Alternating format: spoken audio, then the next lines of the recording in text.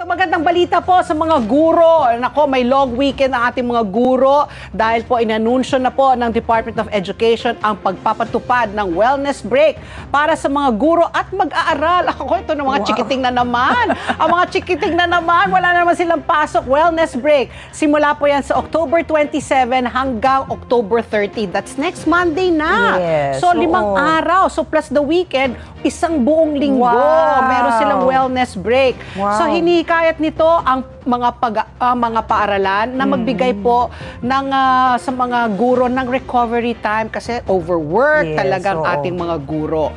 So, magbabalik po ang klase sa November 3. So, 7 araw na may pahinga ang ating mga guro at mga estudyante.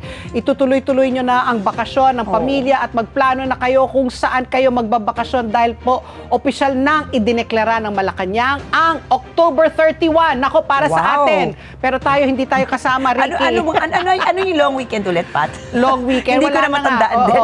Pag long weekend, para sa atin, kailangan mag-file ng leave, di ba? Hindi automatic.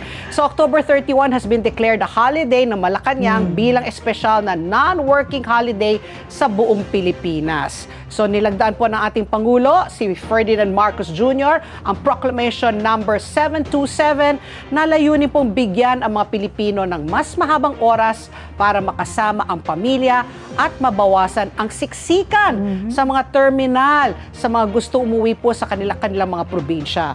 Inaasahan po ang pakikipagtulungan ng mga lokal na pamahalaan sa mga ahensyang nagpapanatili ng kapayapaan at kaayusan. Naka-alerto na rin po ang mga unit ng transportasyon at emergency upang tumugon po sa dami ng uuwi sa probinsya.